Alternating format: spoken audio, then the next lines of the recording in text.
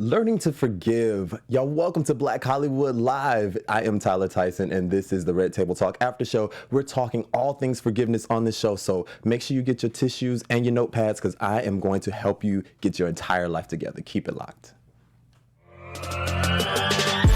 You're tuned into Black Hollywood Live, the world's first digital broadcast network devoted entirely to urban entertainment and pop culture. Tune in right now. Hey, y'all, welcome to Black Hollywood Live, the Red Table Talk After Show. I am your man, Tyler Tyson. And before we even get into everything, my girl, Tyler Simone, is not here today, but I am joined by this fabulous, amazing human being that I have been dying to talk to. We've actually never had a full-blown conversation. We run into each other out in the streets. Today will be the day. But today is that day. Y'all give it up for my man, Mr. MJ Harris. Y'all. Thank you. It's a pleasure to be here. I've wanted to come here. I drive by here all the time, and I said, they need to have me on here. All right? Listen, from your mouth to God's ears, it is here, it is happening, and I am so happy that you're here. Yeah. I had to get you every time. So MJ came by a radio show that I do with Chris and Ben, and I wasn't there. I feel like every time you're around, I'm never around. Yeah. Yesterday, we just happened to bump into each other, and the stars just aligned perfectly. Perfect. And I was like, we're talking forgiveness on the show. Who is the best person? MJ. So let's jump right into this. Let's do it. So have you seen this episode of Red Table Talk? I thought it was really great. What did you think overall of the episode? I thought that it was so raw because I think that it talked about some of the uncomfortable aspects of forgiveness. You know, forgiveness is not an easy road. It's a necessary road, but it's not an easy road. Yes. And I'm going to ask you, so we have various segments on the show. At the end of the show, we do something called Real Talk. Okay. And in that, we get real personal and we talk about some of our own. So I ask you about some of your own struggles or people that you've had to forgive later on in the show.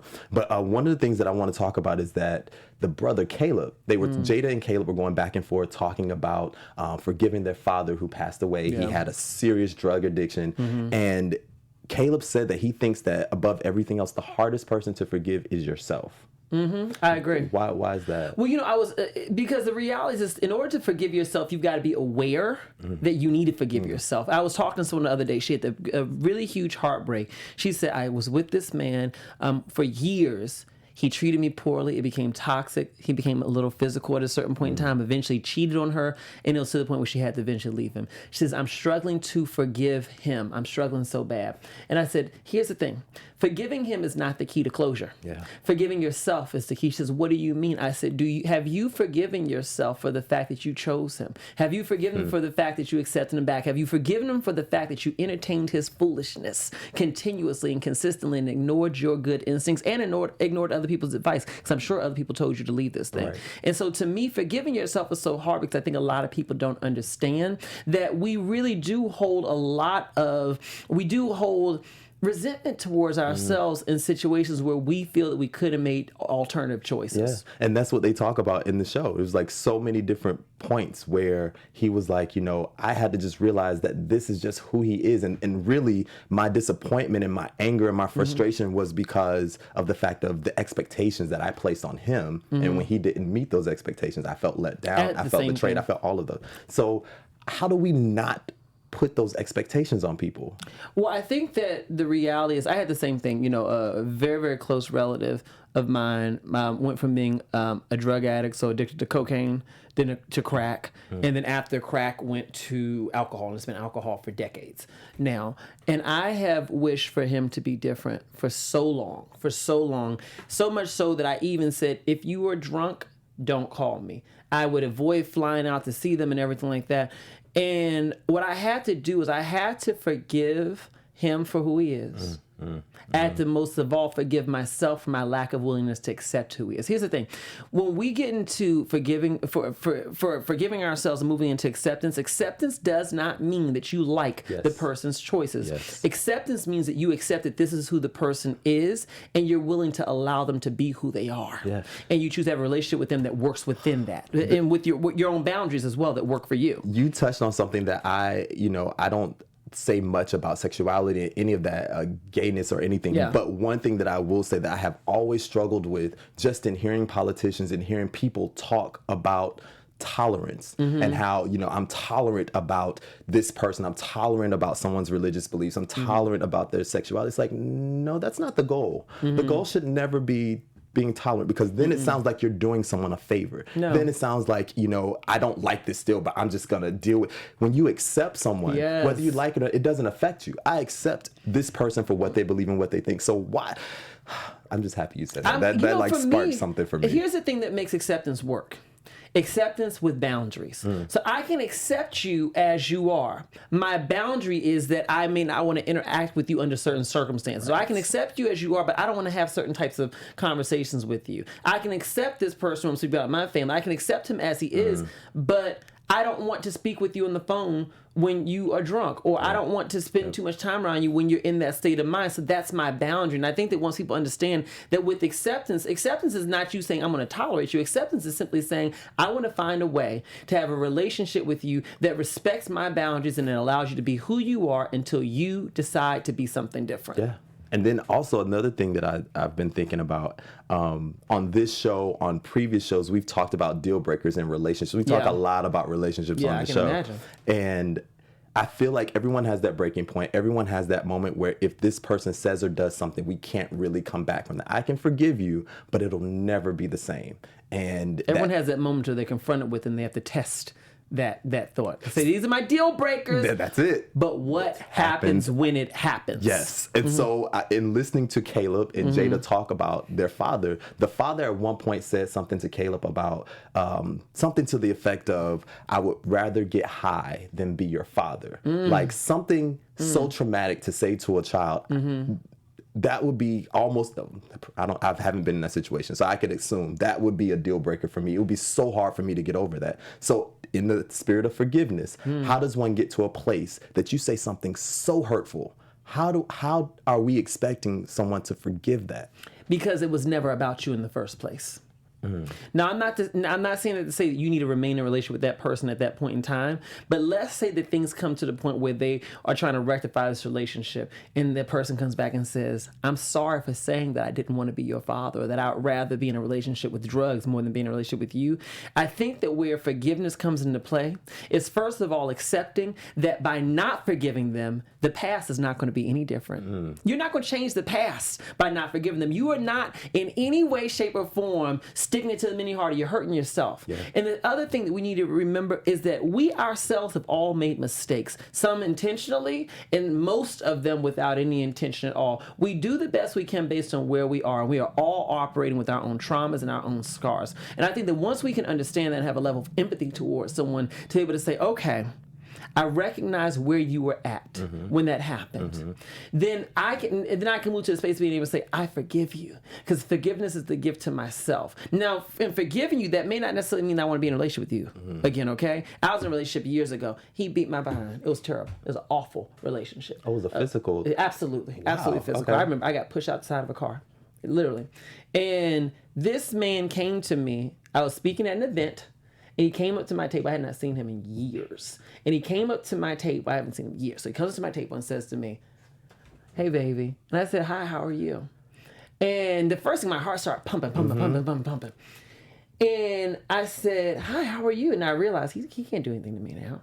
And so he says, I just want to let you know I'm really proud of you. And I'm sorry for what I did to you all those years.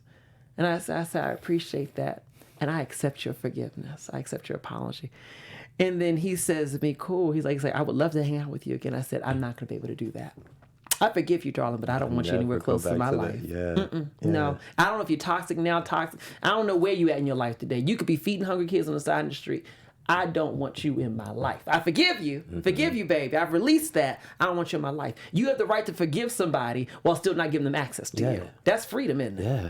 So now my thought is, okay, in listening to so many questions I have as you're going. Shoot them all. So as we're trying to help these people deal with, because I know forgiveness is not easy. And we try to decipher between forgiving and work, like in a father, son, daughter, whatever situation. If it's your parent, clearly you don't always want to X them out and be done. Sometimes you need to. Yeah. But the the norm or like what we try to do is not go down that road. Yeah. But with a significant other relationship or whatever, a lot of times it's like, oh, if they did you wrong, especially you get your girlfriends or whoever to hype you up, they did you wrong, they did this, let them go.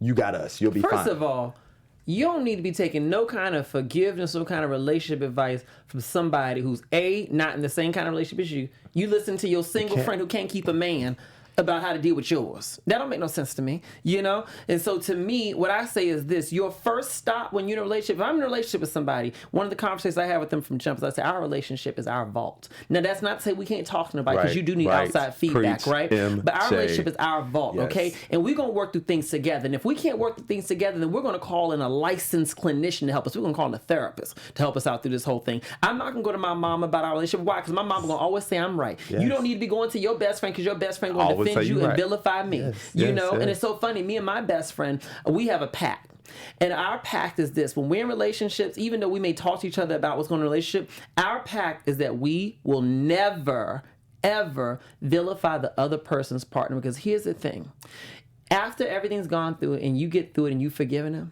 everybody else is still mad. Exactly. So we don't do that. Yeah. And so with that said, we're selective about what we share with one another about whoever we're with, because we don't want to create a circumstance where it's going to create something awkward. So I say you start with each other, then move to a licensed clinician. Couples therapy is a beautiful thing. Take advantage of it.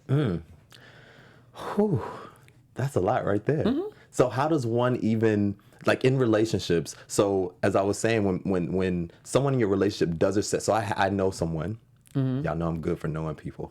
I know someone where her husband literally told her, I was never in love with you. And he never said that he's in love with her now, but they're still. Why is she still with him? They're still going. They're still going. So it's like, when do you make the decision? And then the excuse is, oh, well, I only say this. I only say this because you made me mad. Like, that's sadistic. In the episode, they talk about how he talked about how the dad, when he would get mad at his father, his justification for why he said what he said is because I'm an addict. And it's like, well, that is true. You are an addict, but it's like, I still can't let you slide for what you said. And so I liken that for these relationships. People always have a reason. I only say this. If you tell someone, when you say this or do this, it hurts me, but then when you get mad, you go right to that. How am I supposed to forgive that? So I'm going to take a step back, okay? In that dynamic for this person we're talking about, or anyone in that kind of dynamic where someone continues to traumatize you, they continue to assault you, rather verbally or emotionally or otherwise, and you continue to be there, this isn't about how I can forgive you. This is about what is going on with my own unresolved trauma, why I'm choosing to stay here, because we only tolerate what we believe that we deserve. I don't care if you don't like it, you still believe that you deserve it, because you wouldn't be tolerating this whole thing, okay? And so to me, when I was in my worst relationships and I was forgiven, the reality is that my self-esteem and my self-value was so low that I thought it's easier to stay with you than it is to find somebody new. And here's the problem with that logic is that I was assigning my value to being in a relationship so much that I couldn't conceptualize being without you, because the idea of conceptualizing being single, I need to have somebody. And so you got to get to the root of your self-value. Anytime that we tolerate abuse, my camera's here, anytime that we tolerate abuse and mistreatment, it is the direct reflection of how we feel and how we value ourselves. So before we can get to the stage of forgiving the person for what they did, we need to get to why we're allowing ourselves to be abused in this instance. All right? Yeah, all of that. That is so true. So how does one even begin to go down that journey to figure out, like, okay, I realize now, because I do think people are smart. I do think they get it after a while, maybe after the second or third time. They get it. And so it's like when you realize, okay, I have the propensity to do this. I always fall back. Like, how does one even begin to go inward and figure out what is wrong with me that causes me to keep going back down this road? So I think that one of the things that we have to keep in mind is that when you are in those moments and you find yourself about to make the decision to go back to something, or you found yourself about to make a decision that's putting you back into that same cycle, whatever it may be, what I think you have to first do is that you first have to look at what emotion am I feeling and where am I feeling it in my body. This is key. So I'm feeling anxiety in my stomach right now. All right. Okay. So with that anxiety, what does this feeling remind me of? And one of the questions I ask people about is I say, what is the earliest time in your life where you remember feeling that feeling of anxiety? That feeling of whatever that you're associating with this moment. And they may say, well, I remember feeling this way when I was a child dealing with my parent or dealing with my whoever. It always goes back to childhood stuff. Okay, so now we've identified where this feeling is rooted in. How do these similarities match? Okay, well, I'm about to take back John, who has been abusive to me and treated me poorly.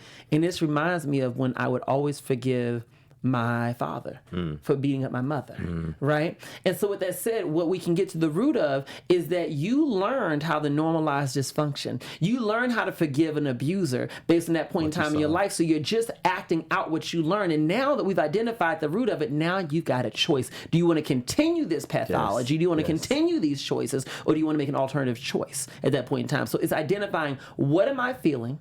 And what is the earliest point in my life that I remember feeling this way, and how these situations similar, and then process forward from there. I can tell you this in a quick bite because I teach this every day. But what I'll tell you is, in order to process it, it is a journey. It is a road. Right. Okay, because you're not going to do something for 30 years one way and change it in 30 seconds. Not going to happen. Therapy is a great resource. Yeah. I've always said, I think that therapy above anything else, I feel like people should just be in therapy anyway, because there's so much stuff that happens to us that it might not affect you short term, but it's over time, it festers. And if you just are there, just getting it out, talking to someone that can kind of just point you in the right direction to kind of fix some of all of that, you'll have such a better life. You know what my deal breakers is? What is that? If I go on a date with a guy and he says to me, I don't do therapy and I would never do it. Because my thing is, at some point in time, we're going to hit a bump in the road. It don't have to be terrible, but we're going to hit a bump in the road and we may need some outside assistance. Yeah. I don't know the best way. You don't know the best way. Don't you think we should work with somebody who can help us, even if it's just 2 or 3 sessions? Yeah. So when I hear that, I'm good. Yeah, your mind isn't even in a place where we can go anywhere. Another thing they talked about on the show, the Victim Club, and Jada was talking about how you have to be careful about being, because it's a lot of people, I know quite a few, a lot of people, they love to play the victim. They will say, well, I only did this because you did this to me. Had you not done this to me, I would not do this to you. And it's like they revel in it. Anytime that they can throw up the fact that you hurt me in this way. And you know why though, right? No, tell me. People like to play the victim. And I shouldn't say like to play the victim, because I think that's probably not. I don't think they even know half the time. They're comfortable in being the victim because there's safety in the victim being the victim, and also there's freedom. There's believed freedom in it because you don't have to take responsibility for anything. I'm this way because you hurt me. I wouldn't have said this had you not done. I'm playing the victim, right? Yeah. And it's the victim. And so when I'm a victim, I have no sense of responsibility. Here's the thing. And I actually did a video recently about this. I talked about how I was raped as a teenager and how that really did dim my light for a while. And for years, I was a victim. I don't trust men because of this. I don't this because of that. It was always it came back to that. And did I have real trauma? Absolutely. Did it cause real scars? Absolutely. But here's the thing that I also absolutely had to recognize that I had a choice in, was the story that I was telling myself about what happened to me. And so I was able to step out of being a victim by changing the story that I was telling myself about myself and what happened to me, rather than I was a victim of this, I was a victim of that. What it was is, no, I was victimized by someone, but I am not a victim. What I am is, I'm a survivor, and I'm a person who has a choice in how I interact with the world. And my willingness to trust or not trust people, it will come down to me at the end of the day. It comes down to me choosing people who are trustworthy rather than believing that everyone's not trustworthy and I'm just this little old victim in the world. It makes you powerless. And I think that that's why people hold to the victim card, because it's easy to stay there. And on the flip side of that, something that just gives you so much power and so much strength. And I think living in LA kind of really helped me, not necessarily perfect it, but I'm definitely an expert. I'm getting to perfection, is being able to celebrate and identify what's right, because part of the whole victim club is you're stuck on what happened, what's wrong. But if you just look at the other side of that, what were some of the positives? Because even some of the most traumatic things in life, there's some positive that it teaches you how to do this. It teaches you how to do. It has made you this. It has made you like. I just feel like if people could learn to look at what is going right, a lot of the victimization, it makes it easier to forgive. It makes it easier to forgive and helps you to see the beauty in your story. For me, when I look back at what happened to me, I became so depressed, became so uncomfortable with my body image. How old of a teen? 14. 14 was when it first happened. Same person multiple times. And when that happened to me, I became very ashamed of the way that I looked, because the person always complimented the way that I looked. And for me, I associated being attractive in any way, shape, or form as something that would attract someone to hurt me. So I would wear baggier clothes. I would not get my hair cut very often and everything like that. And one of the things I did as a coping mechanism, because I was so depressed and I was afraid of becoming suicidal, I would watch inspirational videos in the morning as a way to get me ready for school, just to help me to get ready for the day, because I just needed something to get me through. And it was through watching those that I had a light bulb moment by age 17 where I said, I would love to do this one day. I'd love to help people. And here I am today. 9.5 million viewers every single month. And it was because of what happened to me. So I would say if the past could happen all over again, I wouldn't change one thing, because the beauty in my story was that valley was a precursor to a mountain that I was about to go up. And it's a beautiful view from up here, but I would have never climbed that mountain had it not been for me being in that valley. Did you go that entire time without telling anyone? Like, was that like a big secret that you were carrying with you that entire time? I will tell you this. I told a relative initially. It was completely mishandled when I told them. They did not really anything about it. They really didn't. So I kept it to myself. And then I was ashamed because I thought it was my fault, which I think a very common mindset for people who've been victimized. Years later, I was just about to go off to college. I was watching Oprah, and she did she was talking about being sexually abused, and she talked about how secrets will allow shame to remain in your life. So I wrote a letter on a piece of paper just like this, wrote out what happened to me. I walked in my mother's room, handed it to her, and I stood there and she read. And I recommend that to people, if you have something to say, sometimes writing a letter can be helpful. It can be easier too. It can be, if you can't verbalize it, sometimes it's easier to get it down on paper. Yeah.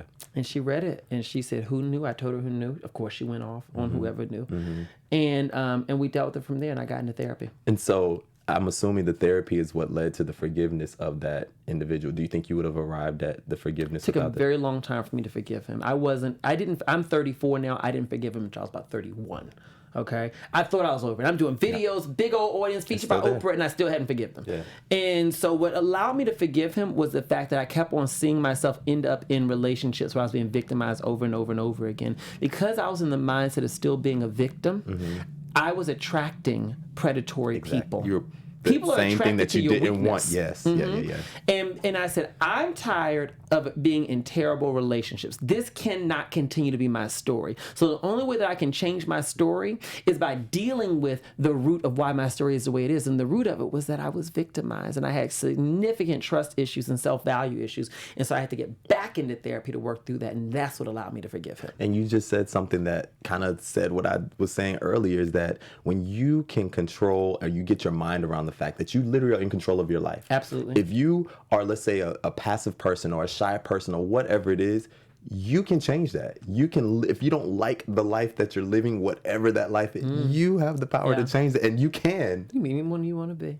No one told you don't need anyone's permission to be who you want to be. I was about to say, you did a video about that. Tell the people. You don't need nobody's permission to be who you want to be. If people don't like it, I'm trying my best not to cuss, because when I go and I start cussing, but I'm not going to. And so when you want to be whoever you want to be, you tell those people, forget you, forget you. I'm gonna be who I want to be. If you want to come along in this ride to the new me, then come along with me. If you don't like it, then find us in you. When people say to me, "Oh, you've changed," I think to myself, "Aren't we supposed to? Why haven't you?" Yeah. It's a problem that you have not changed. Yeah, like we evolved. Yes. Catch up, baby. Yes. The more you know, the more you should be changed. And so to me, I've learned that, and that's one of the most beautiful things about living in LA, is that because I'm so far from people who I knew growing up, I didn't feel bound to be anything like, to be whatever their version of me was what they expected. Yeah, absolutely. Oh gosh, I could literally sit here and talk to MJ forever. But let's go ahead and jump into our Mr. and Mrs. Smith Entertainment News Update. Hey, all right. I love it. This is Willow Smith right here, Overthinking It Instrumental, and I'm your man Tyler Tyson with your Mr. and Mrs. Smith News Update. MJ is going to chime in from time to time about this, so let's go ahead and get into this. Maybe we should put this on. Oh yeah, come on and join the grooves. So first things first, this weekend Willow had an amazing performance somewhere. And the entire family came out to support her and all of that, but we'll get into that in a minute. First things first, MJ, tell the people about you, because you are Mr. Entertainment also. I am. Media and entertainment. Tell them about your page, where they can find you, what they're going to find, all of that good stuff. So you can find me on my YouTube page, which is watchmjharris.com. That's www.watchmjharris.com. And what I always tell people is I say, I literally live my life to help you live your best life. And I do that through doing original content. And it's inspirational, it's motivational, it's very raw and very real. Nothing's too packaged about it, but it's designed to inspire you to live the best life that you can live financially, emotionally, and spiritually. And for me, I'm growing my YouTube, but for me, across all of our platforms, I'm so blessed. We reach about 9.5 million people every month. What? It's crazy. It's absolutely crazy. And listen, as I've said at the top of the show, you and I have seen each other in passing. Of course, we've had conversations at events, but never just a sit down. I am one of those people. I follow MJ, and I absolutely love your videos. They're inspirational. They're hilarious. The fitness journey with the guy that y'all thought y'all was in a relationship, but it's not. It's like there's storylines at your page. It's amazing. So I definitely admonish everyone to go check out his page. Yes. And so moving on, Willow posted this kind of, it wasn't cryptic, but just like this nice little message on her page. And she said, all that you touch, you change. All that you change, changes you. The only lasting truth is change. God is change. Amen. I thought that was just such a beautiful thing for an 18-year-old. It's profound. I think that when you can embrace change, you really position yourself to become, do, and have anything that you desire to become, do, or have. People who are stuck in a fixed mindset of this who I am, ain't gonna never be no different. When people tell me, well, that's just who I am, I think this is such a low vibrational person. Bless your heart, but you're such a low vibrational person. We have no space for each other in one another's lives. You have to know change is possible. Isn't that empowering to know that? And it's always happening. Like, change is the only constant. If you can't deal with change, you're in for a rude awakening. You really are. And I love the idea of change, because no matter what's happening in my life, whether it's something in my finances, something in a relationship, something in whatever part of my life, if I don't like it, I can change. So here's my thing. I'm very open about the fact that I'm on my journey to find my king. Okay, we'll probably get a show out of this. That's also on the page. It really is. I'm very open about this because I think people relate. And for me, I had to look at my journey to say, okay, what is it about my approach to dating and the kind of people I'm attracted to that's not allowing me to attract my king, okay? And I had to look at that to accept some things about myself. And one of the things I found out about myself is that I can be a bit shy, believe it or not. So if I like somebody, I look away. I'm not going to engage them. I don't. And I had to look at that to accept for myself, wow, you still have some childish stuff of being that shy little kid. I had to also accept some other things about myself. So I had a thing for, I got to own this. One of my best friends would say, you would always like pretty hood boys. I said, what you mean? Okay. They pretty and they from the hood. And basically in terms of their whole, okay. Exactly. You got a little thug in it. And basically saying that may not always be the best kind of person to be with because they can't offer the life's been offer you level of commitment that you want. So I had to own that and deal with that. And fortunately, that's not my taste anymore. But my point is being real with myself about what's not happening in my life that I want to happen. And what changes can I make to attract the things that I want? Absolutely. You got to change sometimes. Also with Will, so the first video, it's a video, I'm going to talk over, we don't have to play the whole video of him actually out there, but he went on an excursion and he found a plane that went down years ago. And if you listen to the video, he'll tell you who it is. Go ahead, play the video. Norman's Key in the Exumas, and that's Pablo Escobar's plane back there that crashed. That's right there. And so what I love so much about this is that Will is living his absolute best life. He's not worried. I mean, he's still acting and doing everything else, but he is just doing any and everything that he wants. He always has a camera crew with him. They are recording all the time. It feels like we should throw a festival or something here. It just seems like the perfect place to throw a festival. Oh, Lord, child. You know, the last festival they did, the Fire Festival. And that's exactly what he was joking about. I would go. Listen, if Will's going to be there, I'm going. I would go as long as he produced it. And then the next video, so Will, Jada, Jaden, they all went out to support Willow. She just did a show last weekend, and they were there. It was on the Sunset Strip? Yeah, they were there supporting. It's beautiful. Take a look. Came off stage. It was fantastic. Jaden, where you going, buddy? Love you, Dad. All right, so Willow, Jaden was on stage with Willow. It was really great. She's coming into her own. Did you notice that? How she's really coming in self? Her own style, and her own you did a great job of supporting her. Thank you. On stage. I love you. Thank you for helping the beam. No, thank you. All right, no, it was wonderful. You guys both came from set. Thank you. So me and Mommy were looking at you on stage. Just now, Jada, what are you doing all the way down there? Stand up. All right, so babe, say Willow did good. Willow did good, but you know what? That's all you needed to say. Wait a minute, but babe. No, this is really like, we did good. Okay. Jada, See, I dozed off. Sorry, what were you saying? I absolutely love seeing them together. Like they've accepted one another. That's what I love about their relationship, and she talks very openly about this. But that they've accepted, she's accepted him for who he is. He's accepted her for who she is, and they have found a relationship that works for them. And I love that. They don't care what people think. Should we ever care what people think? They don't pay our bills. They don't. They'll do nothing for us. Nothing. I don't understand why people stress over what people have to say. And I think you did a video on that too. Absolutely. That might be where I got that from. Jada just posted this video. I thought it was so cute, so dope. Y'all take a look.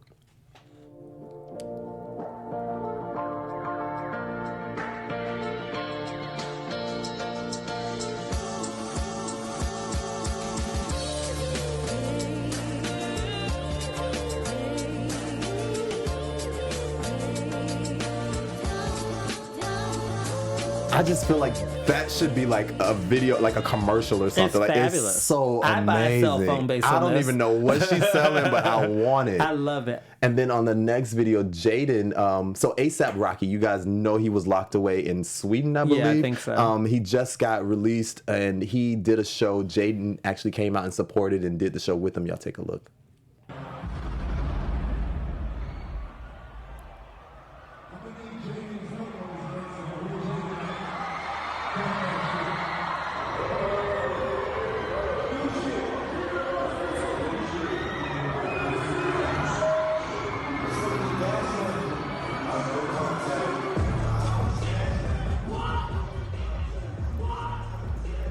Another person living his best life. Jaden does whatever he wants to do, how he wants to do it, unapologetically. And I absolutely, even though he's younger than me, he's one of those people I look up to. Like, I just want to be like that. Absolutely. I think that a lot of people don't learn this lesson, if they do learn it, until much later in life. You know, we talk about the older, elderly person. They say, she just say whatever she wants to say.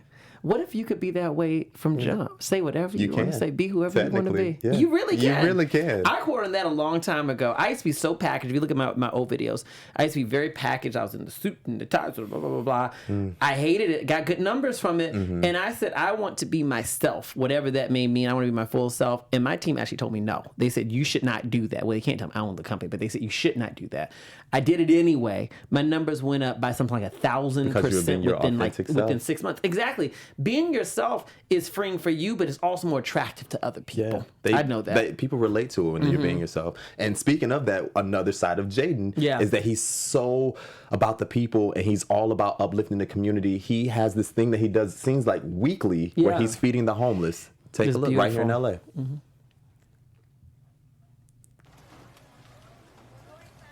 Oh, I remember that. And all it says is, it's I love you. I love you restaurant. And it's like a food truck and people just come by and get food and just handing it out. And it's beautiful. And the final video is Gammy, because, you know, I don't really show much of Adrienne on her page, but she is out here in these streets living her best life, getting her workout in before they come back for this new season. Take a look. Here we go. Get it, get it, get it. Nice. I see it, I see it, I see it. Gammy's getting it in. She's not playing. I don't know how old she is. I think she said she's in her 60s. She's not playing with y'all. Her. So you have a trainer. I have two. Okay. Training. Does that motivate you? There's some people that don't like having a trainer. Like, you know, it's like, I don't want nobody yelling at me. I don't, just shut up. Leave me alone. I like looking good naked. Let's be clear about that, okay? I hate working out, and none of my team yells at me ever. I'm not the kind of person you want to yell at, because I'm like, you yell, I'm done. And so, but for me, the reality is this. I've made my living in front of a camera for the last 11 years, and when social media became a really big thing, the cameras are right here, so they only see from your chest up. With us doing my reality content, all the stuff that's coming to YouTube, the camera is away from me. You can see my full body, so people realize I'm taller than you may think I am. But also, I don't want you to be like, he's fatter than I thought. So I got into fitness. We don't want that. And you you out here looking for your king, so you got. I'm looking for my king, baby.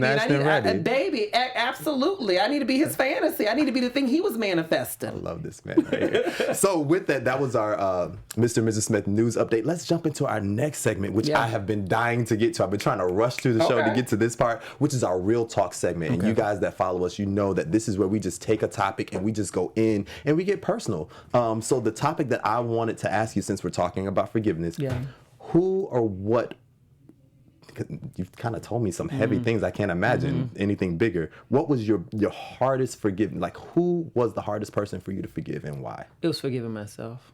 Forgiving myself for allowing myself to be in relationship after relationship that was toxic and not good for me.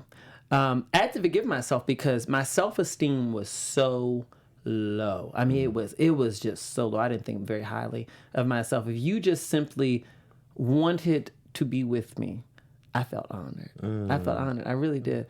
And for me, I exposed myself to a lot of trauma, which compounded the trauma I already had, right. You know, because of a low self-esteem. So the hardest person to forgive was myself, accepting that I did all that I knew to do based on the little that I knew. Accepting that if I had known better, I would have done better. You know, accepting that even when people were telling me otherwise, I just didn't have enough self-worth to take the advice. You have to have a level of self-worth that's at a certain place to be able to take people's advice. So accepting me for who I was, because I was keeping in mind that I didn't have to be that person anymore. Yeah. I could accept what I did wrong. I could accept the things I would have done differently. I could accept the abuse and utter just BS that I tolerated once I accepted I didn't have to be that person anymore. But first I had to forgive myself. Wow.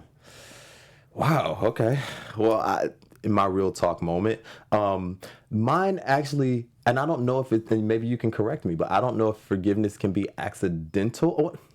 My forgiveness wasn't accidental, but the way that I got there was accidental. So for me, those of you that know me, I think I may have mentioned it on this show. I know I've mentioned it on other shows. I was raised by my dad and my grandmother. My mother and my dad got divorced when I was 2. I've never seen her, never laid eyes on her as that I can remember. And so growing up for me, I had a phenomenal childhood, but the only little damper on it was this lingering thing of, who's my mother? Where is she? Like, no, she was in the military. I get these child support checks and all of this stuff. So it's like I get this piece of paper with her name on it, but I still have no clue who this woman is. And so I saw characteristics in myself. I battled with undiagnosed moments of depression, not really knowing that that's what it was. Mood swings. I was never violent. I was always the happy. It was almost like Mr. Jekyll, was Dr. Jekyll and Mr. Hyde. You suppressed probably the expression of it. I got it. I was like an angel at school and in front of people, always happy, but behind closed doors, just emotional.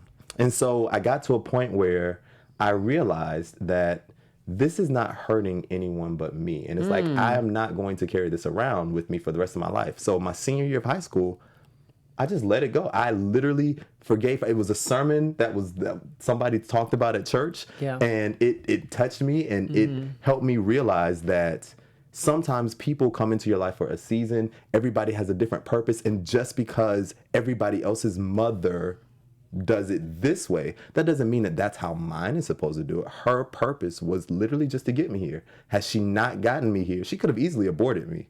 And her presence in your life could have been toxic to your childhood. Because I think about some people whose mothers were there where they wish that mother had not been there because they were toxic to, their presence was toxic. And that's why I had such a beautiful childhood. And it was like, you would think that somebody that experienced that type of trauma, they might not have the best child. My childhood was fantastic. There's no way I could have had that childhood had she been there, because everything had to play out. So for that was like, oh yeah, I forgive you. Like, even if I were to meet her, see her, there's no anger. You know what you did? There's no hatred. It's just, I would love to hear her side of the story, because I'm a storyteller. So I love people's story. So I would love to hear her side. Like, how did you arrive at this? And then what made that, like that, putting the puzzle together. But there's no animosity, no anger, no nothing. And so did a key thing. But I don't know. It's almost, you know like, what you did though? Yeah, tell me. You changed the story that you were telling yourself about yourself. You changed the story that you were telling yourself about the meaning of your mother not being there. You changed the story that you were telling yourself about your story. When you choose to do that, you literally can change your paradigm within a matter of moments. And that's how I felt. That's exactly how I felt. And that's why I said it wasn't intentional. It just kind of, I stumbled upon this as a teenager. I was like, I do not want to carry this with me for the rest of my life. I want to go to college and have the college experience. I want to live an amazing life and just be happy. I want to be what everyone thinks that I am, you know, in front of the people. Like when I'm out and about, I want that to really be what it is all the time. I want to take this blockage out. Yeah. I want to take this blockage out. I love that. Yeah. That's beautiful. So that's my real talk. Love it. Come on, what else you got? What other moments of forgiveness have you experienced? Other moments of forgiveness. Well, I think another moment of forgiveness for me was definitely forgiving the person who I went to initially about my abuse, who did really nothing about it. That was a tough one for me because I felt that based on that person's role in my life that they should have done more. And that was a very hard thing, and I resented them for a very long time about that. Here's what helped me to forgive them. That, frankly, did they make a poor choice? Absolutely. Absolutely. Sometimes the people who are supposed to protect us let us down. Yeah. That is what happens. But what I had to accept was that this person was living in their own brokenness, okay? And it was impossible, well, I shouldn't say impossible, it was highly unlikely that they were going to be able to make a good choice about how to handle me when they were making such poor choices for themselves. Here's the thing. People don't compartmentalize the quality of their decision making. So we're expecting people who make poor decisions in other areas of their life to somehow make good choices when it comes to us. Okay? They cannot compartmentalize the decision making. If you make poor choices, why would I expect that when it comes to me, you're going to make a different choice? That doesn't make the hurt any different. That doesn't mean that it felt that it didn't hurt me. But what it lets me know is that you did not pick me out to traumatize me. You did not pick me out to hurt me or neglect me. You can apply this, viewers. You can apply this to your own life, your own situation. That person who let you down, who wasn't all of what you expected them to be, who wasn't enough, that person who outright abused you, they didn't pick you out to say, let me ruin your life. Let me hurt you. They simply brought the same toxicity that they take to every other part of their life, they brought it to you. Yeah. And so when I was able to accept that, people would say, this person's so damaged and so broken, they couldn't help but treat me poorly. That helped me to understand that it wasn't about me. Yeah. I just was the person who was in their life and in their space at that time. Yeah. But here's where the choice comes in. I get the choice in if I want to stay in your life. Right. Or once I leave, if I'm coming back. How about that part? And I get the choice of who I allow to come back into my life. Here's the thing about trauma and pain. Whatever trauma or pain you go through, it is such an amazing, amazing, amazing teaching. I have a really quick lesson I want to share with folks that's going to help you out to teach you about how to forgive and how to overcome things. The beautiful thing about it is that it equips you to know how to avoid it in the future and how not to deal with it. So here's what I'm going to share with everybody. There are 3 phases of change. I teach this all over the place, and it's one of the most powerful lessons I've ever taught. 3 phases of change. The first phase of change is recognizing what you do or what you allow, whatever that may be, whatever it is you're doing or allowing in your life, recognizing it after the fact. So saying, why do I keep on allowing people to treat me like this? Why do I keep on doing this? It's the after the fact. I keep on doing this. Why am I doing this? Then the next phase is recognizing what you're doing while you're doing it. I'm making that poor choice. I'm in the bad relationship. I'm in yet another dysfunctional or poor situation. And I'm saying, wow, I'm in the middle of doing this right now. I used to have a really bad temper, no hitting or nothing like that, but I could pop off, cuss out everybody, and you over there too, I don't like you either, you know? And there were moments where when I was in that second phase, I recognized I'm going off. I'm like, why are you going off again? Now, sometimes I keep going because I need to prove my point. Right. But then the next phase of change is recognizing what it is that you're doing or tolerating or allowing before you do it. Yes. So catching yourself saying, I'm about to go off. I'm about to call that ex to come and kiss the lonely away. Okay? I'm about to make a poor choice. And that's where you have the fullest of power, because when you can recognize what you do before you do it, you then can make an alternative choice. And where we get stumped at is that we're expecting to learn how to forgive people. We're expecting to learn how to change, do all that other stuff. And we're still at step 1. Yeah. The thing is, it's a process. Yes. And until you get to that 3rd step, you're not going to be able to change. So allow yourself to go through the process, trusting that you're still moving ahead. Yeah, listen. Oh, God. Why does the time have to be up? Because that message right there is exactly how I live my life. And it took me forever to get to the place where I see things happening as they're happening or before, like I see it forming. It's like, okay, I know what's about to happen. Let me move over here because we're not dealing with this drama anymore. That's power. Y'all, I'm so sorry that the episode is over, but I have to thank my boy MJ for coming by. MJ, please tell our audience where they can find you and get more information on all things MJ. All things MJ. So here's what I want y'all to do. I want y'all to go to www.watchmjharris.com. I believe it's the link that's directly below this video. I want you to go there because I've got so many videos on there, and my new series, Life with MJ, is premiering in about 2 weeks on there, where you're in my life. You're watching me overcome trials. You're watching me achieve great heights. I've done some great things in my life, and I'm surrounded by wonderful people. When you're watching the real life that I live, that allows me to share these powerful, inspiring lessons with you. I love it, y'all. Please go and follow MJ. Of course, you can get your entire life. Follow me on all social media at the Tyler Tyson. I love you guys so much for tuning in. Of course, any questions or comments that you'll have, drop them below. I will always respond to you. Tyler will be back next week. We love y'all for watching. Peace. On behalf of our BHL staff, we would like to thank you for tuning in to Black Hollywood Live, the world's first digital broadcast network devoted entirely to urban entertainment and pop culture. Check out our Black Hollywood Live YouTube page for even more great programming and amazing content, and be sure to subscribe and like our channel when you do. I'm your BHL host, Nakia Monet, and you can find me on all social media at Kiki Boom Boom or at Black Hollywood Live. Black Hollywood Live, Hollywood redefined.